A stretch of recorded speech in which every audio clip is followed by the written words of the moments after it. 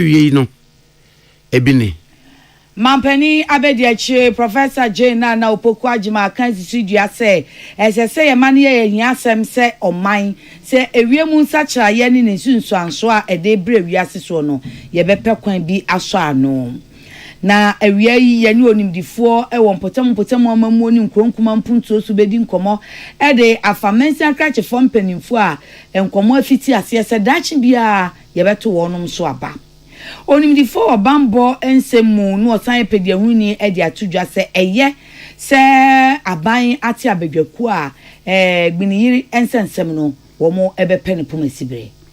It's in the right direction. So by Betusa and Amon say or set that a committee mediation to look into conflict. Hey, Franca, one hour pre Franca tuning the brew MPP Amanyoku mu baako Honorable Kennedy in Japan. What they nento abako piemu ewo ahafo mantam no emu nanu aprobo. Na mi sasa amenti no power on na your opposition 8 months the back election me na lose because of scatter. Guta say one more bomb penny koko GIP sintia hwehwe adwade hu nsem so ntie na said yes abre die ahwahwo no eto abonte punumo na wonum edi abekwanya no se wonum gutafo anya oye kire ntia ban pa wote ho saa na ahwahwo agi nwuma nketo abodwa ne table sudwa no wonum agi edi ene yebeko tema community 3 yesi asukufo nkwada wonum ewo tema community 23 wonum ehwiri wo ansa no wo makomu school mu no because almost had the word I got to school no any the me it's na my grandpa me no ya jump on say school no wall me no we ensem kai bi na don hwere ba ko yatena se de ebremu wo peace ene ni nuanom enkaye eso ye na aboafo yi ase MTN aya enkitawodi adwumaku a na daroma everywhere you go baby owo bia na baby obeko bia mobile phone ekutawo na so banfa so se MTN uyisa ahoma ne dam na yete wonka o Francis ne akasa wote ye nka to nchen a data so de be ko social media so akoye de akọ wiasa fan na nyina MTN ma o bunch dewa na dia MTN san so dia ba biem nie sempe ni se dia wanante ahoma so owiem ka so be fan frama so asifo ma ye ni na tinye ene ma MTN ye no so de bibi ba aya nkrofo ni na tinye sanse waye bi pen mobile phone ekuta wo no se simshim ana chip shim ana yi adwuma na anya bia wonim se ye betumi yi chip na firim sim no so nhyem na so mobile phone no e be yi adwuma pepepe se de phone no chip ana sim hyem enu ya fa no simless phone kuta wo chip ana sim enhyem enso na e yi adwuma we eya abefo so wonders MTN kra de do wo de download my MTN app ya be kire wo kwan ya obefa so ama se mobile phone ekuta wo no o MTN sim ana chip ni nsem kra no a ebe ye adwuma ya fa ni eSIM ene ibra so na enika eya kama se this way chocolate drink koko mu anwodi nuro ni na wom and this awonum a aso akọ restaurant akọ buffet agina ho saa de adani ahoden na de ma wo motumi ye adwuma wonte bre adwumaku ya dawroma awie yi akenkanfo ye me ohene nana kwame amo ena mame ya kuna mafe kase boni munsem eni enhyamudie kase bi ekoso ewo Ethiopia ebibrem ese ayinkura Addis Ababa na efa ewiemu sachaye ni nsunsu anso ni titiro aman ahodo a wo mo ho eka wo mu pa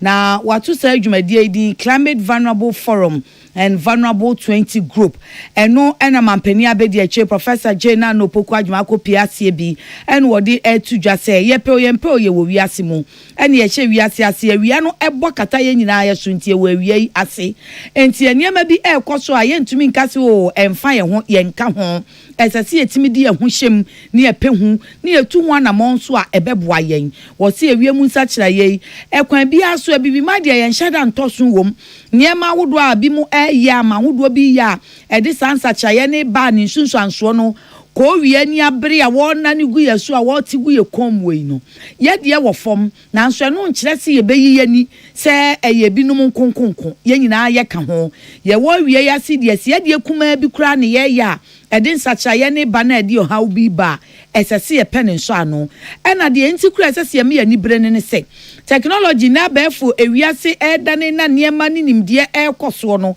esese ye tu ye de hu hyemu bie nyase ye beyi yani ni atena sese o kwazikwa ko nyemra oba na ne hu proje ni agya proje hu kanta frɛ ne akanta frɛ enti ye de technology ni de no ane se nkrofo nyema yen ne enso ye nyinni ye nyemmene ye nyem proje wo se da bi esese enso ye kyefam de de boase ye person faso na afen so ewiase haw no ye enso ye de ne ano eba wosi enei Ethiopia tu anamontu pa bia wo friend saying 40 billion trees project wonum edua edin sachaye aba Ghana wone dia wo ye aman wodo a wonum aka wa bibrem han no esese wonum so de won ho ehyem na enya afen so ne ebekọ no menko a man bia nu a wo ye supo ebre na anie se bibiman ebeto kese wo beka bom aye no baanu emu adidi kro wonante abom na wape ewiase haw ne so anu bi na ma ye se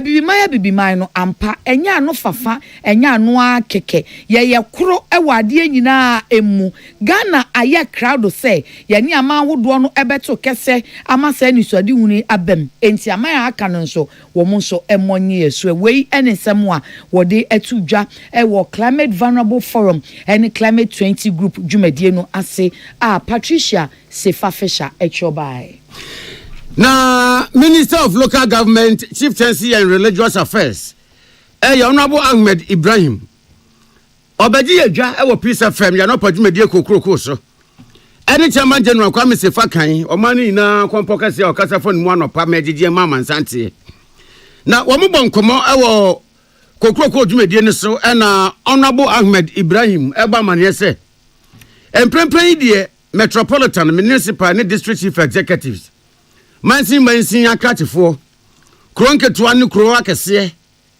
hwasofo emprempren de mampeni ene nam ne krate powers amamra constitution de ama no so ene yiyi wo mo nanso National Review Committee we metu anamo se sanje se ye na wo se yetwam na yedane yensa na Metropolitan Municipal and District Chief Executives enya mampeni ene beyi wo mu biewu wo mo a wo mo wo hoyi wo mo de no ko na wie ya na mmom no yento aba said ya sena efata enyi wo mo said ya to abayi assemblyman ni assemblywoman ya to abayi mrase bedwafo ene mampeni pepepe na wo ba mane se emumra ebeta yekire ene amamra constitution ne nsakira mu ebema kwanyama sa na monto ya baso boko moton no gidigidi egu akwamu a enchekura ebebe na wieye Sanzu siedie ye ho na Akan Minister for Local Government wonu kro ya ye Akan Sunyan West mrase bedwani Honorable Kodwa J Dako epese ne bo ho nkomo Honorable Peace FM sini ewie mu ahamo akwaba mejo so asami kukuru ye enkomo a ebi di atire ene se wo mo de toto ho se yeyi mampeni yi ene beboa ana yeto abayi no ene beboa titru ene accountability ewom ene se wo mo modembo emudia wa hei na yehwe a ebewie peye yo ni dika no echetifo ohwe Ghana ya mamra no constitution no article 241 ekase Ghana libenya system of local government yeah as far as practicable no ebeye decentralized but we use word one can say may or say shall be decentralized as far as practicable. Now you cut decentralization so I just said Mbrano near say potemu amamu no, as far as practicable no, say decentralized. Now you can decentralization so near a children say Niema miensa ena igina homa proper decentralization. Near friend democratic decentralization. And now say devolution. Lady kind ude tumino ebebam potemu eho. Eno ye transfer of authority. Constitution no aye wakasa say assemblies no and the highest political authority in that area. Now wo deliberative functions, legislative functions and executive functions. They just a woman to me shembra, woman to me person, woman to me eshemambra de yekuma. If I look national level, the executive functions are separate from legislative functions. But over this assembly, or the 2 million in our home. And idea about a Yama decentralization, but Yaka decentralization. But also any transfer of resources. Resources in Yesikanko, but human resource and financial resource. Constitution no make provision for this assembly common fund. Also, Act 936 so Abma assembly kwama woman to meet diska. Enti osha financial resources so it has been catered for to some extent. And now 2003 you pass the Local Government Service Act. And also it was to transfer human resources working with assemblies in India to that local government service so that women now they don't belong to the civil service but only belong to local government service. There also an attempt to have human resource transferred to the assemblies. Near Aka, even decentralization at Dimu, any accountability.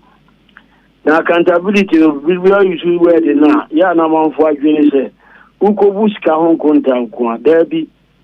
You can't decentralization accountability and your person saying say Nipa na egu assembly hono. Why ena womo ebu nkonta akire no. Menka sika Hong Kong tanko.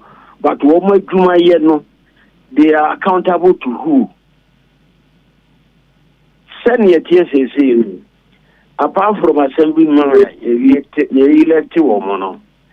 The DCE is not accountable to the people.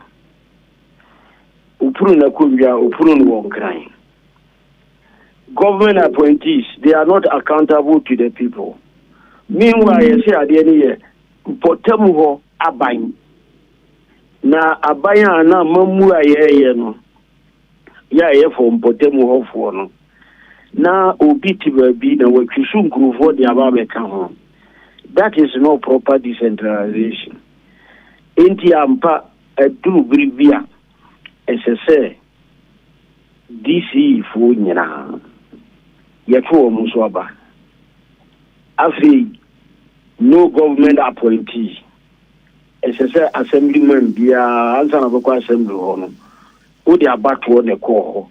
Then it means all the people there, they are accountable to community. No, one year, community na timi yimu free ho through abattoir.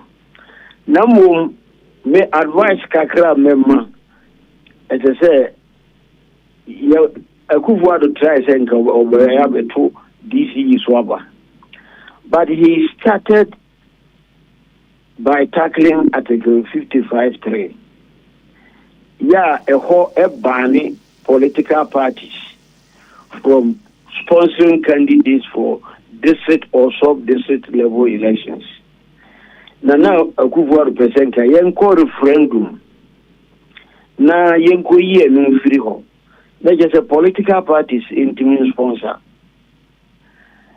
Well, mainly, I mean, my grain is still, I say the political parties, but assembly concept. It sounds like yes, potemu, amamu. Some potemu, key people like him for yentimi you or move him. Yepe say yenya assemblymen women so added to the human resource capacity of the assembly. As also civil servants are yentimi you or move him. But constitution no abane as nananum from active partisan politics. Wabane civil servants and a lot of people are womunya team potemu rubino. It number juma we constitution abane will move from active partisan politics. And the moment Yabeka say Midday article 55.3. Now my political parties here DC MPP sponsor candidate, CPP sponsor, NDC sponsor, assemblymen, party. It means Nananum cannot go to assembly. Nananum cannot have any assembly. Meanwhile, because constitution abandoned woman. Meanwhile, here potemu and I will have functions of the assembly as well. Potemu dananuma woman say ya can boom ya friend district no nimpuntu ena ye nyina ye. So how can you leave them out? And secondly, ye here pass back the way ye primaries MPP NDC titulu women come the MPP for sikapia a warrior primaries you. So who can say CIA kopo about you DC? Now Sunyana West MPP field candidate. Nipa bed 9 the head corporate and 9 April. If we have 600 delegates, Kotwaba a selective bako, Amafi Wabe Jina as DC candidate for Sunyana West. Make Jessica. Now Zoom is Odipano 600 people no. Nipa do 4,000 and 2,000 man will be a saying.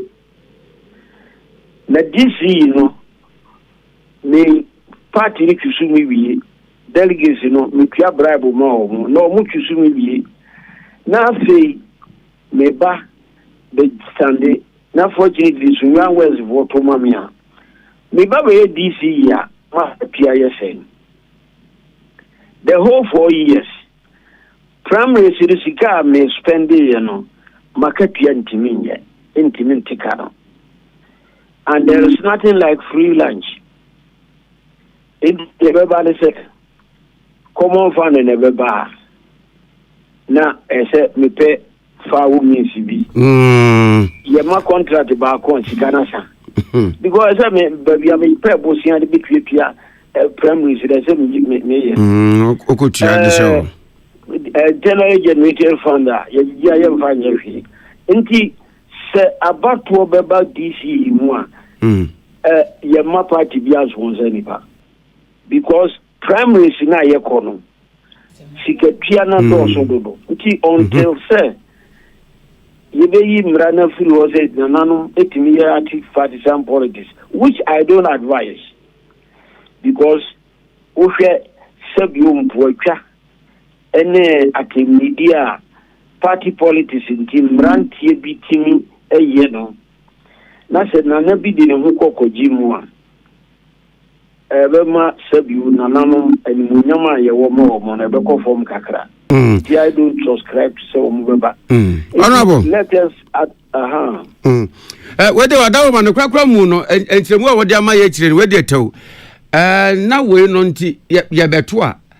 Or more tenor of office, no by MPD before 4 years, and now say te sɛ nka deɛ yɛwɔ yi a yɛ appoint ne deɛ nso obi ɛyɛ MC DC no ɔmmɔ no homɔden na biribi a yɛtumi yi no ɛmfa wo ne ɛbrɛ tenten anaa ɛbrɛ kakra bi a wɔdi wɔ akonnwa no so wei no ɛmfa complacency nkurɔfoɔ ɛka bi mmamu sɛ nnipa no nim sɛ 4 years agye sɛ asɔme akɔto abansa na yɛtumi ayi no nti deɛ ɔpɛ bi ɔbɛyɛ against wenu amampani deɛ ɔwɔtumi sɛ woyɛ biribi na ɛnyɛ anaa ɔmmɔde mmɔ nso ani a yɛgya ɔkwan de foforɔ aba yɛmmerɛ tumi ba yɛ a yɛtumi gya ɔkwan te sɛ assemblyman wohwɛ constitution no mu a woyɛ assemblyman nkyɛ sɛ 4 years o at any particular time w'adwuma nso ania community no constitution akyerɛ kwan a wɔn bɛtumi afa so ayi wadi na electoral commission ayɛ abatoɔ foforɔ. Indeed, the same thing can apply to the DC. You will be our assembly hall. Because I don't know, say you are now going to be accountable to the people. Indeed, senior constitution is elected assemblyman. A number of people assign say woman in you Juma and no namso Tinima electoral commission a declare area say vacancy abaho ama itimi eto aba ekusu ni bafofo constitution say kwai. Indeed, the same thing can apply to a and have 4 years no so in person ka article 2461 womu amend and so and on the e can say this assembly elections no you better 4 years except say any national elections and general elections, you know, at least Bosumi. I don't see why I was part of the consultative assembly, but I don't see why we brought that. Adenti and a diet to general elections, you know. Adaka president this year, Uko table. Uji present ballot paper, Utom Printivia, Udia Koshim, Uko another table, Waji Koshim, the next table, Waji DC, Udia Koshim, Uya, another table, assemblyman. And there should be coterminous. Coterminous. I wanna honorable, dear Ja. Yewo ekoma ya na twitwe ho onabo kodwaje dako anka ne sunyan west mrase bedwani anka ne minister local government ena ye no twitwe enkomo yi enkomo foforo so eba na ni nyina ne sei Guta Ghana Union of Traders Association ese adechie wonu mu beye demo no oma to din se destiny demo enti shebre ye kire ene wo mo ba beye adan ya ahoho ni framanfo agibodwa ene table sunwa adwadie no aboso a enkense se eba ne sa wonu mfiti ase enra nkrofo so to so beye hasa wo makoto tum na yese ohwemu a eye Guta kuoma efa bi eye aboso kan for spare parts dealers association executives na say sweet gift ka ho en wo makoto tum aboso kan wo to mutulu batteries no en wo makoto tum adan a wo se wo mu bu GIPC emra no eso GIPC fo nso say asemba munya butre ye pese ani Guta for ekasa Guta titinani eyora Joseph Obey ejaben peace kase bosuni ye ma haye dase mejo so me ru afefe openi boko de Yesu adumo eye ye da Yesu ase na se adwadifo etomra ahoho adwadifo tomra mo Ghana adwadifo mo na ese mo kototum ademu ye GIPC fo me da se emra wo ho a esi ye de emra eye adwuma on se ye yemra se be ya ede per yo beba ne di asomdwe beba eninti ne yesihye mra o eninti se ye yemra na ya mfa emra na anya adwuma na se edi oyene ene basabasa yo ena beba na we no eyemra ya hyehyɛ ye de bo Ghana adwadifo eho ban se be ya ye nyi adwaye influence ye hye Sajumedi 2000, the year 2000. I started to sound of mowing. Yane Ura Dana Botape, Yaba Yabidu Hanatete, Wamoto, investment loan, or Musakre Bukra Osro, ABC Neno, Task Force, Ahurua Yayi Ninano, Yamfan Yajuma. Sunday Yatawa Yanshahama. China more, China town. And one is to say, to say, no will be a dear tia, dear Senano, what will be a Kosiana, Ghana for, Yania, one confess, Ombaba Macolamba Cocagetia, Aqua, a magazine market, Aqua Tetima, Aqua to Toniamano, woman to Anamon, Kowata, a marketing. More circular, a free West Africa, Nigeria free, and so I bet you day now. Yet, a GRPC penina crack or circle, and yet that's the day. When we do one, was it a say about you? That's a see a walk circle on that. I won't want to move a bunkam, Lucas, and over bear or hunting word your song, Lucas and near 30%. Or much Jano, Alpha, I've no opening who quine, and so be this Jano. Na they say yentade nyese bi economy no ana Ghana for and abre adeto Ghana for abre adeto na yentade no etrese wo mu na bu kompo a no mo ko China more China town China EU Sakom ye bie na kese wo mu expand wo mo adwuma na ne so ye srinke ye nkuma no mo ya kese ye nhwe han ye ka investment a now investment in only a jadi. Investment in your jadi. And only a penny for no drink or kind or my penny rollers a pencil and 1994 drink or can say. Sometimes crying your entries are more. And so no more Adrian or can say Yanshia near baby or Honma a cheap chat near the man your mouth for. They say I will hear printing industry, printing of stationery first. Why not a printing press and a daughter. Will be a Lucas, no be at me, and then a free woman. We hear a ye mobile phones as someone making a yatrawa, ama a ye sabe, yet be animal, ababe Jeffrey, yensem. And never be pharmaceutical drugstores and a year pharmaceutical products, any or will be retailing, saloon, and the other things I yet who can put na Yayan Sheha, ama the Joma Kum. They say the market share, no. Locals are not a woman, barely 30%, and about 70% a call a year. So I'll get to total volume of import a year back Chromia. Young locals are no, yet a woman bear 20% pay.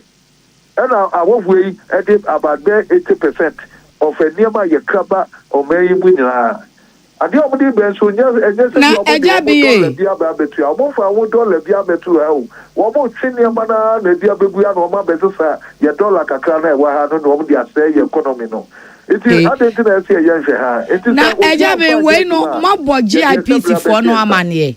Deɛ mu ye mu ni GIPC for akasa matisa wo kasa na anu kra mu ni GIPC panyin no mu nam wo si saa deɛ mu ti hu ni wo mu nim na ada na mu nyai ma wo mu se opani se mu nim dia mu na mra no ama mutumi mu ye den na dia boaye ye busa no eno se wono no akoye kwantenkro because ade no se die sitie no immigration efo ka ho Ministry of Interior, Ministry of Foreign Affairs, even Attorney General wo na aka ho atete won se ade we na ye bia no Nigeria fo ko de ko ECOWAS court e ma ko di for Satam ora no monyamfo brew upon are brew upon on na ya Attorney General eti se ni na wo ECOWAS protocol no e de mu fine e chese ejedi aye di no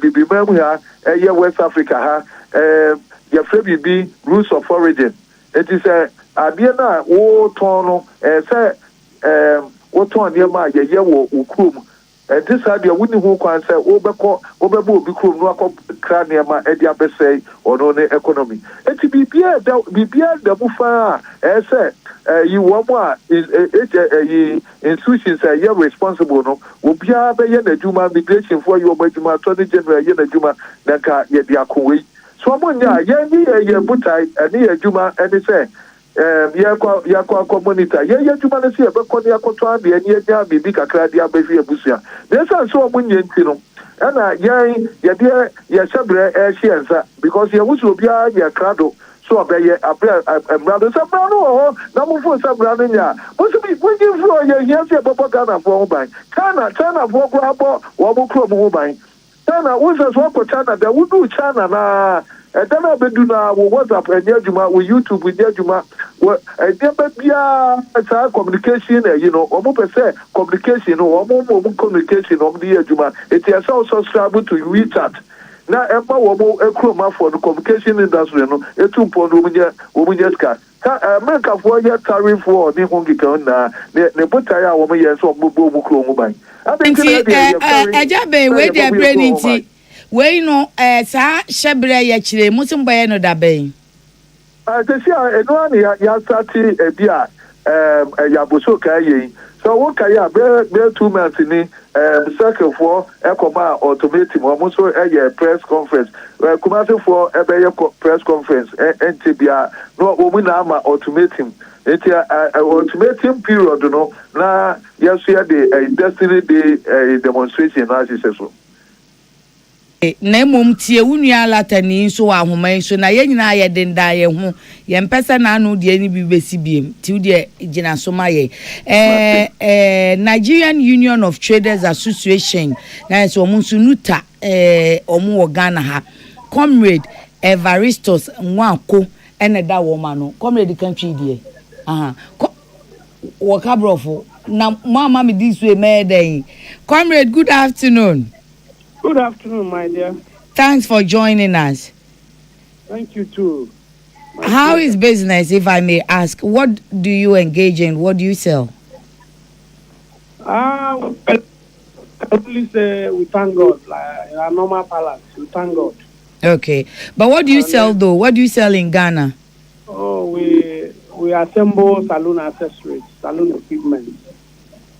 So you are not into retail trading? Is that?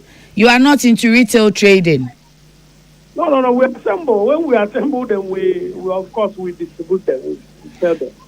The concern here is some of your members are engaged in retail trading, whereas Ghana's laws forbids that. And it's a concern for Ghanaian traders.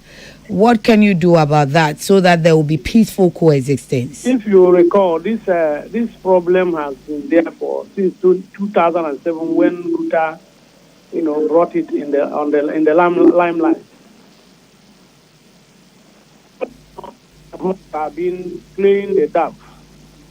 The dove is that we needed a kind of a middle ground, soft landing, and because of the prevailing economic circumstances in our sub-region, in our continent, it is highly impossible for you not to see a Nigerian or a Ghanaian dealing on retail business in both countries. It is highly impossible. But then, now it's become an intractable problem or challenge. We've always needed with our brothers and brethren, Guta, for us to have a way of balancing this so that everybody can be relieved, because it's a way of even reminding us of our past. Now, this very issue now that have come, now we know that there was an issue in the past. We tried to engage each other to settle it. It wasn't carried out to the latter. There was a bilateral meeting here in Ghana.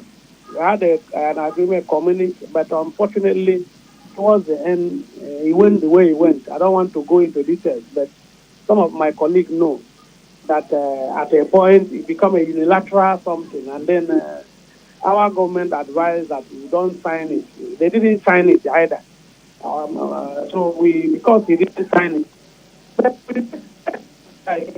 it, we cooperated with the then Minister of Trade, Honorable Alan Sherman, and we got to a position where certain caveat was given. But of course, when we look at it, I asked a question on that meeting at Aliza Hotel. Does it mean that this is another way of saying when your shop expire, you should go? And they said, no. I said, okay. When we get there, we will cross. And that is where we are now. Now, what I'm saying is that So if I may come of the in, recent if I may come in now, because of that unilateral agreement that you did not sign, you said that they said if we get there we'll cross. Are we now at that bridge that we need to cross? If that we is are, exactly what I'm. That is exactly because we have gone back almost to square one because of that unilateral. If but why didn't you sign the agreement? What made it a unilateral instead of bilateral? That because made when you we refuse agreed to that sign. the bilateral meeting was not what was put in place for us to sign. He changed the unilateral. That's why I use the word unilateral. You know, it's a bilateral meeting, and then we agreed on something. I was a co-secretary in that meeting. I was a co-recorder, sorry, on the Nigerian side. Ghanaian side, they have their 3 recorder. Nigerian side, we have our 3 recorder. I was one of the recorders. And we had an agreement, and it was agreed. And they even had a dinner for us at the Palace Hotel. So what was in that agreement that was not sort of beneficial to your the side? thing is that the key point is that they want to give the union a concession of every member of the union, and in fact they didn't say union, Nigerian, they were saying Nigeria.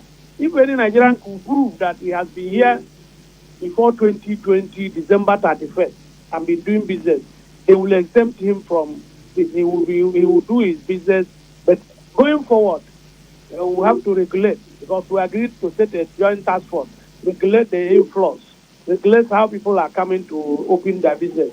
But those who have been there since 2020 will be, they call it concession, will be allowed to do their business unhindered. That was exactly what we are doing. But to our greatest surprise, when we come, the thing was changed that if you're a shop, you paid for expire, you should not be renewed, which means you should pack your things and go. But they wouldn't want to make that categorical statement. They say the only thing they are saying, if the shop expire, you should go. And then where is the market? We try to find where is the market. We Google and the Ghana market, and we find the traditional Ghana market according to the GIPC law.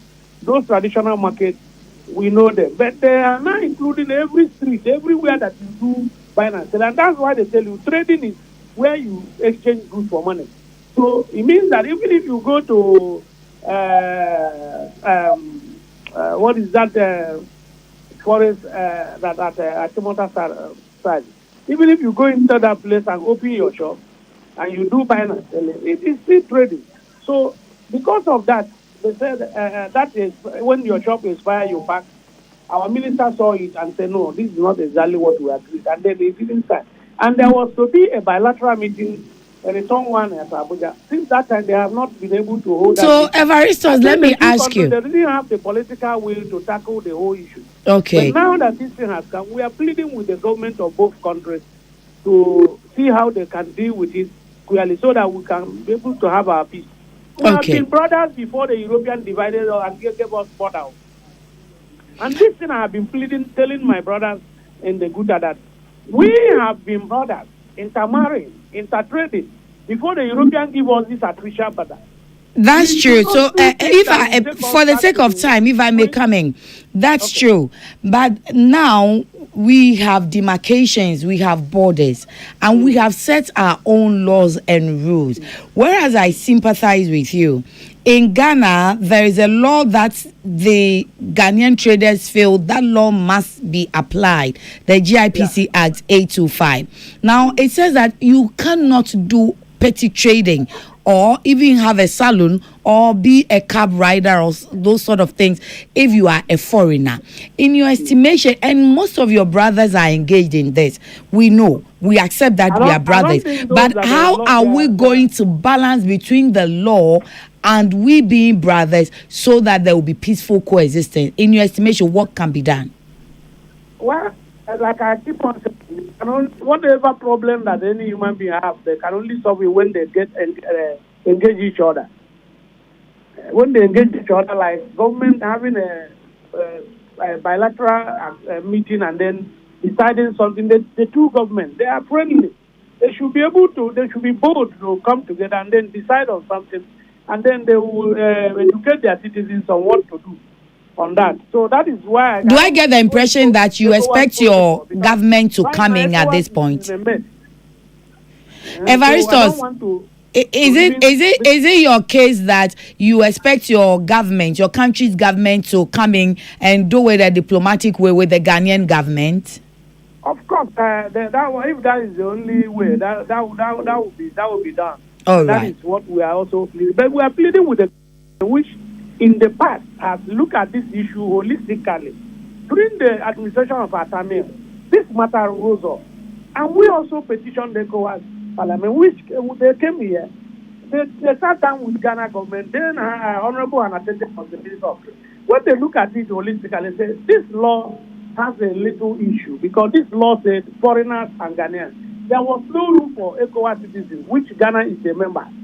And then they look at it, and the Ghana government, because I have always been advocating that when in Nigeria, when they do all this, and they will tell you ECOWAS citizens are exempted. ECOWAS citizens are exempted.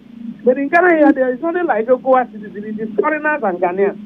Now, an attended honorable minister then, I believe she thought the advice of the Attorney General then, and she made a press statement, which we still have to up to today, that ECOWAS citizens are not involved in this. However, ECOWAS citizens are required to register their businesses as in the same condition as Ghanaians to register their business as related by the ECOWAS protocol. And therefore, they are not, according to the Madam Anatete, the traditional market, if the ECOWAS are in the traditional market, they should relocate out of the traditional market and do their business along the streets and the roads, along the major road. That was exactly what that press statement. But consequently, the thing has kept on changing and changing and changing. That's why I'm saying that it is only the sovereign government of both these two countries that can sit down and say, this is it, so that without escalating this problem. Because, my sister, you are a brave person, and I want to use this opportunity to say that this time, this Guta bringing this time is ill timed. To me, it's ill timed. Based on what bloggers are doing on the social media about Nigeria must go. Because the connect is the chief maker will go to the. I've been receiving calls from Nigeria. I said, no, it's not like that. No. Evaristos, are you sure that's what's there? Evaristos. It's a different ball game altogether. Evaristos, just a minute. Kindly hear me out. Kindly hear me out. Are you sure Guta is saying Nigerians must go?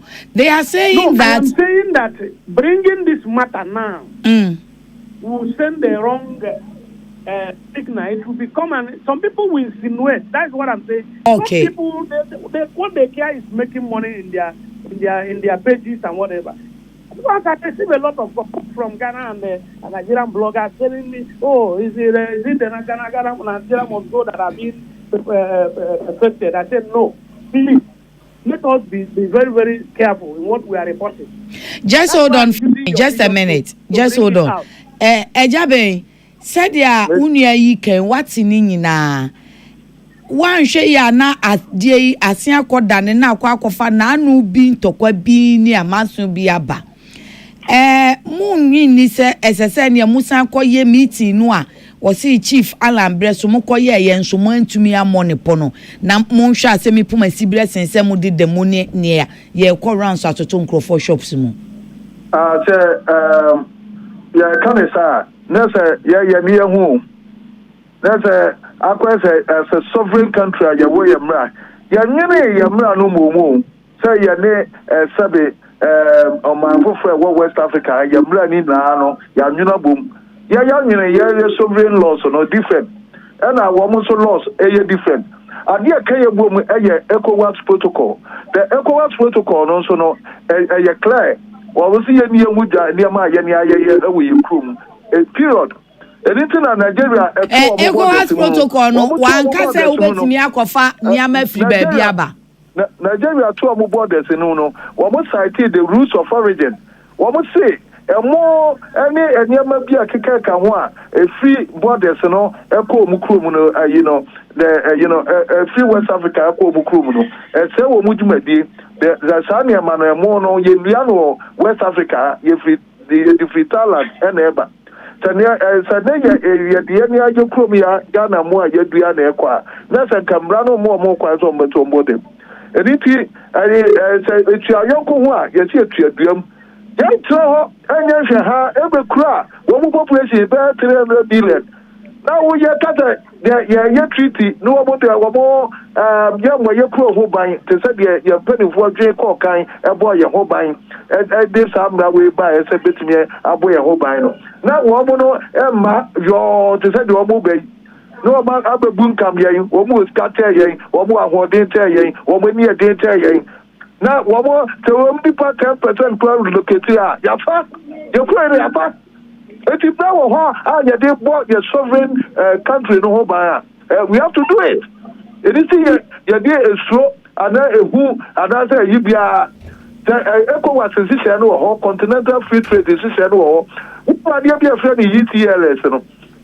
ETLS na na ye say so obi a wo ho kwan say wotimi bo the nearby bia wo peso wo bo ho ban e wo no ani krom no Nigeria for selecting near Mako 43. Ghana dia ye work ra dey do 3. Wo mo selecting near Mako 43. They say wutimi emfanko mu krom based on the ECOWAS protocol na say wo wo near be bia betimi abo ho ban no. It is wo mo e right. So wo mo be ho ban ya. Other dey any right. Even the continental free trade area no e ho asama ye kan continental free trade na yes e ka Africa na bom no. Womono kwase export export importation of goods outside Africa no enka ho na woni ma na mo beto no kwa no so no say ye dia ma ya wa ha the rules of origin no she say kwa wo no ne ba ye wo krom no kwa about 60% of the raw material no say integrated free wo krom it enya better sa Yate, Ejabe we the branding tiko say emfancy Ura Joseph Obey your good president. Evaristos, are you still on the line? Yes, I'm here. So you cited this ECOWAS protocol that even in Nigeria make them exempt ECOWAS members.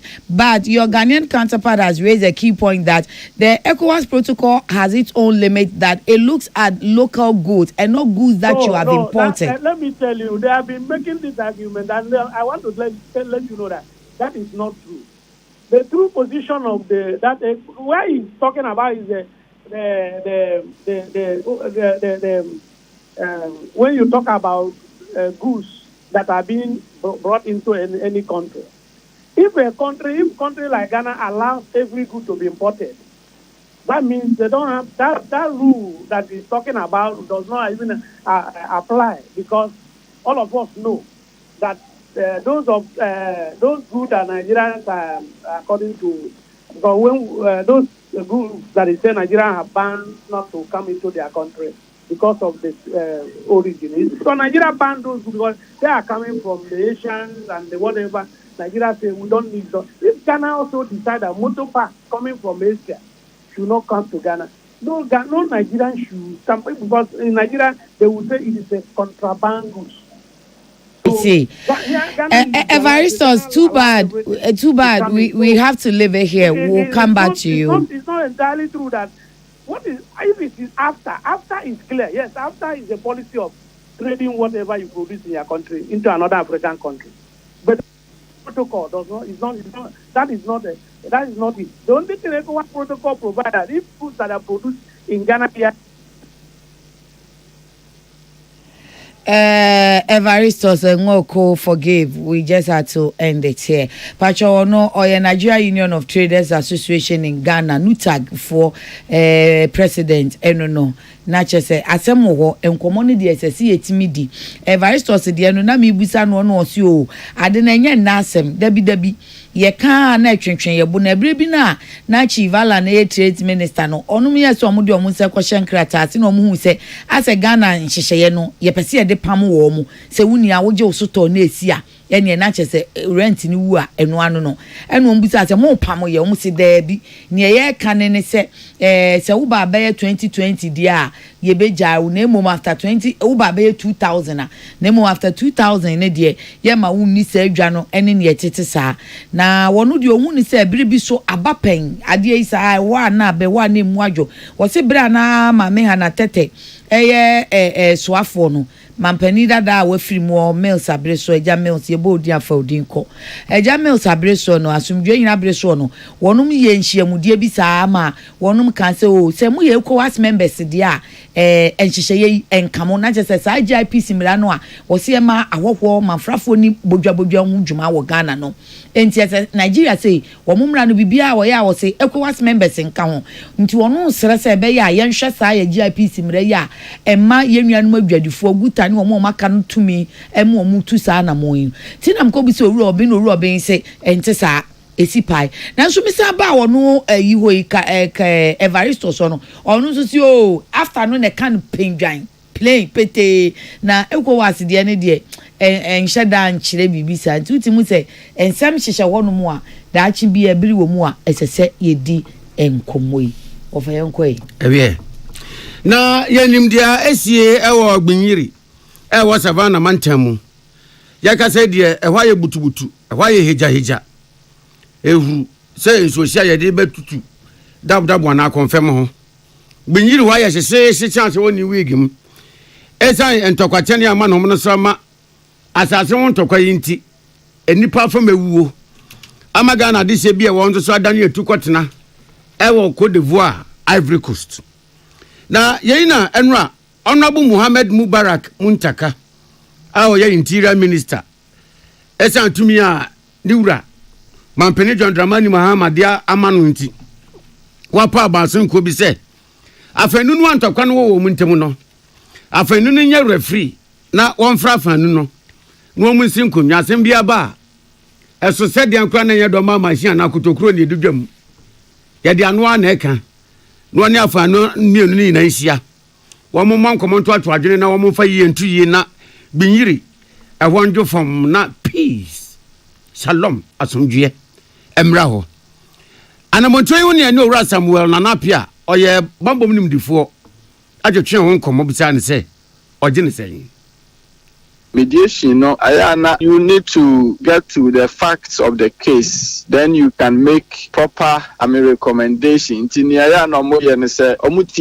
All parties involved, and then there will be a normal share, no report, no recommendation. Part of the process is it may resolve a lot of conflict in the world. And maybe things it's in the right direction. So by bed to say and among say or set that a committee mediation to look into conflict because dispute involving two different either tribes or the same tribe but two different factions and I say so things no quite so and what you bisa bambom nimdifo Samuel na napia say Honorable Muhammad Mubarak what the two manim say yade bosume baako na ama committee ni se omunye omadwuma na wo hwede asie yi abosume baako ensha na se koba se wo manwie a na che se adwuma na si bebi o meye duru bi esi ana se de ne ebeye. Don't say mediation stages. By this time, no, basic, information. Bia baby say bisa microphone no sabekano. No, edibeto by him say 1 month so. Now moving say asem no eseso mo koso atena city amount for nsem. The recommendation best am aban say time no sha isan say bi kra na nipa esi hia omo no. Entimi hia omo nyina nti no. Aban say amaye na wotwe ana na wotwe wienu ka ho. Then I want this recommendation but I think that every mediation comes in phases. So the benefit of the doubt first 1 month, I want the very basic investigations, listen to the people. Na krakra mu na yebisa owura Samuel na napia se committee ya se aduma no ehu pa yi sanse penise ye nyina nkran ni mu ntete nkran na nso edo mu kogina mu jimiri ya se binyiri we bebi antokona sie ye ho na wo muni afanu yi kwakwa sie won so na ejabasabasa ne ntokwa yi ama no homene so yi enti wo mo bambo mu nsem ye ntoto ne sey the enemy can see on say they have collaboration as a national security in the Minister of Interior and a adwinipom and Janamon be to be no Minister of Interior ya aware and a national security in ya aware. They prepare proper security arrangement for them, and there's that strong collaboration. No, I be making sure say me aye adwuma and a well protective environment. And the say aban be share ama omo de abo omo ban ebrebia na omo be to anamon bia. Client na kwesi ama akuna APC FM yensem training ya man bofo awode bambo munim for security analyst someone anapia ebon komoyi. Yan konsem fufuro mu watwa asase yantam e de amamuzamufo se wonfa NT University said de be ya wo mu betumi e de a kire nkwada de na aboa wo mu ama wo mu so enim de ni wo mu gidie mu nsem apeja enti wo Islamic University na asase yantam na wote ya wotwa ya wo de maaye no wo se sabre chief imam Sheikh Osman nu Sharabutu doctor no no akra ene gina mu a wo giye sansa asase ne so no wo de boa disuanti yi fa kakra se ene wo de akwada na nsa no obekosua pon no wo be komfitiase enti wo de bi ye mfitiase suku na chese te se de ya University of Ghana ewo University Primary UCC wo Uniprani adi no ma ye bisa anti wo mu de no wo mu frɛ no African American Islamic Institute na enu no osi enei adwumaku a ye from Trasaco company a wonum sisi estate adan wo mu ato ahye asase ne so afa asase ne fa amanne enkwada wonum ko African American Islamic Institute no wonum nya kwan ko school Trasaco fo no de aniade ama wonu o mato ne kra no esi nkwada ne suku mu pe enti enkwada no be ko suku a jise wonum hwiri wono na wo matumi akọ school enti enua bai Patricia ne Imam Hassan Isa Osutei edi nkomo en wo chese enkwada wonum wotema community 23 ko suku aye African American Islamic Institute a jise wonum hwiri wo awofo ani abre suku fo mpanifo teacher fo jese wonum ka ase otimi fo wosika na tumi bi so boni chidom de wo pe en wo ye Unansaya mu a change of government. I feel you see that I have more than a friend 45 years. Almost to wall a fafi no no modige. She so do when see honor your no 5 years me. No why who the other two wall here na yebeko school crapwa. Yebeko na school no kasa so mu almost had the wall ahead. I got two school no more any them me it's a sin on my grapple me no you jump on say school. Wall me no you free school the feed the area. Me asuko free kola no wo de tie ntino tu yesu penifo no suko suma penifo so ma police nipa ni president penifo de ebe hwe mana niema egusu ko so wo mu kwa edi ya o se yan kasa kwa ye tie ade ntino se kakra ewo Imam Hassan Isa Osutoi na one Patricia Sefafe Shadi nkomo yo a wo kire no nsemu sei yenso aso wose yen konsem fufuro mu tinsem fufuro mu aye ekono this yo wa ahafano south east mensim onwanyafo Ibrahim Yamba Nelson Isaka abo abaino abaso papa se abandada no dwumadi awodo a wo fiti ase a edim puntu obebre ne mansini mufo wo friend say legacy project no aban no anwie na woto na sawaram na ban fufuro die baaye no wo ba besoso a wo to aso no abo Isaka HSM sa dwumadi ahodo aban fiti ase a wo si legacy project no bi o kra wan hyeda ansha se anu ba bia bi on so si ko nanim kakra nso ni nyina nkankan gyaye akwantimfi wo ne saka we nu wagya wo ne saka we nu wagya no wo se abire bi anka ban sesa obere ne na sa nwumadi ahodo no ese ye ma omanfo no nya so mfaso no na no so ya to na sawram na nso enei aban onwoi ayese sika wode ma assembly force wo mfanya mpuntu dwuma common fan no emu amchemu aduonu 20% bia no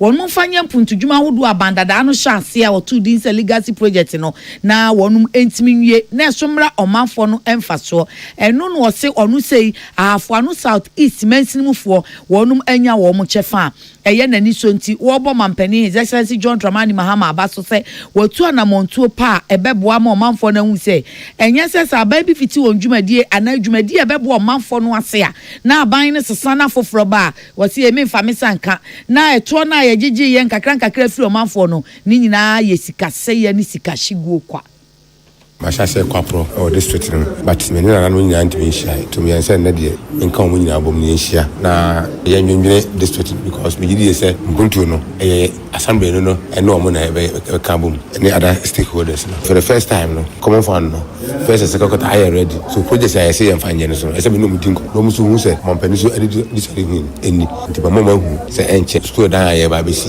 ene chief compound na aye ba besi face sanitation ene 24-hour marketing so bisi no ina na ma ede nsa also e kan yema bibiri o muso do madwena ba ayi na ekabomu a na yatima chekere ahafo no south east no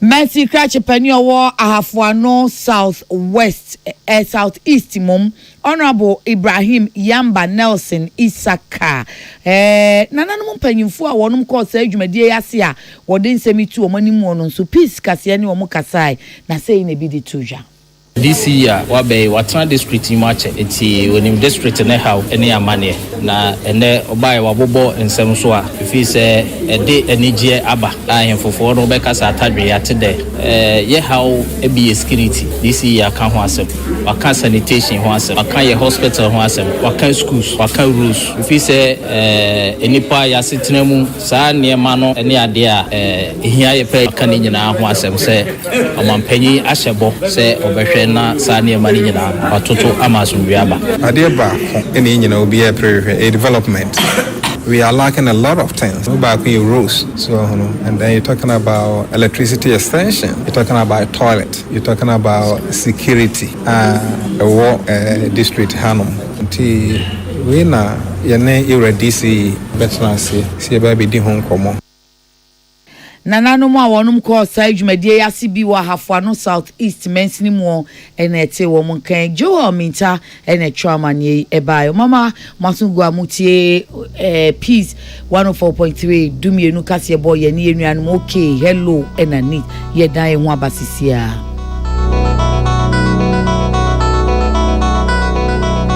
the luckiest lucky is everywhere for everyone, yeah. The luckiest,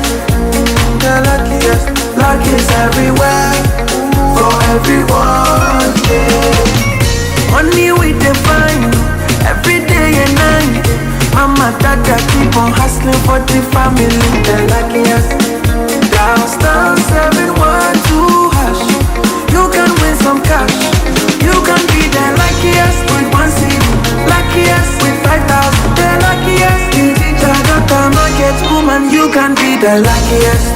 Oh, the luckiest. Luck is everywhere for everyone. You can be the luckiest. The luckiest. Luck is everywhere for everyone. Star 712 hush. Luck is everywhere. Luck is everywhere. Oh, tell me, are you feeling lucky? Because I'm feeling lucky. Because I'm feeling like the ultimate. That we go win. If I win it, you win. You could be the luckiest. So I come on show. And I bought peri. The Bronican hard burn one. At the end of the say, that's how we am so to swear. Woba pack in a farmer, Martin's liver salt, China Quay and Tem, as she and Shagu glass more at a Martin's liver salt, no back one no, now dear goom. Uba who say, who a glass in the moon. Now one no. Martin's liver salt, you want orange flavor, and a bacosia plain. One more, Hobato, Nemum Edina, no, now Hunter War, who doctor. The luckiest, luck is everywhere. For everyone, yeah. Day, Mintin Kakeko, Miniman Kasa, if you say the luckiest season 3 at Sayaba. Afi mami chewa kwanya obefa sonye u ticket but star 712 hash na di esise no so to ticket ana se ko internet no so na bo the luckiestafrica.com se bia me community ticket no so na you lucky number ubetumi so ama system na eyibi amount share ahia wo pese wutia every 1 Ghana cedi posi 5,000 Ghana cedi Ubetumi mpo ato ticket no ama obi foforo. Ye obi hero. Upese wutia enye den kra. Sa wo Ghana, for mobile money tia. Na sa wo amanone dia, for bank card tia. Ticket baako ebo sika no ho empay ahanum 500 times. We ye massa ye pe. There will community de benyanso. Betimi aye emohu edu 10 times. Inti yen kambom na yen lucky na lako bebia. Shamo hoso enye ma wona wondi infiedu watching. Luckiest jumedie yi enele imrate chire wo Caritas lottery platform no so. Sisi adie edwuma ni move big contracts no so cost so big if you abram if you see the DPS pipes ebo edwuma no no complaints no excuses smiles nkwa Enti contractors, plumbers, agency for any obia usidan DPS pipes and connected better, no leakages, a sign chapa. So PVC pipes, HDPE pipes, PPR pipes, DPSU, and Sansu your correct map project Bia. Fresh ACR 0543 662 727. Pomechina Kwa was Sprintex Road, Coca-Cola Chilewa. DPS pipes connecting you to life. Tune it in, turn it up, Peace FM, and rip off the knob. Ajafoni etefo ya mama kwaba. Ebinada ewiaka sebo ewo Peace FM sini. Yademase adaje ne bra munya yetie Ghana nsema yebo ano donhwe mu edibre mu. Akenkanfo eyeme. Ohene nana kwame ammo ena. Mame yakunama. Asedan yadema MTN. So aso kase boy asene na wobeso asene bi ewu a MTN so wetu ana monfoforo so wo MTN sim ana chip ehwe ofunu mu a fa budget ana monfoforo mu ye friend simless okutomu aba phone so na bibia anim chip nim sim enyesem enso utumi use edi ye bibia te se de sim ana chip sem eya ba kwanfoforo ay use mobile phone no ebre ko nanim ese ebre ko nanim na ko nanim na na ebre na nko a ebu atete kwa isim ene ese yaba o download my MTN app a ya den sese ye no kwan obefa so na ukuta mobile phone so chepa na o sim ni isim no obefa so na waye bi open so a MTN office bia woni bebo so bia bowura ho ye be ya ma ododo nya wanum this way chocolate drink awie edida sese ampa wanum bibi egunumu sansa ahwade an wenya ne nkenya na chense wanum energy drink wakan bi na wie de kasebo ye baaye yadamase ama monitie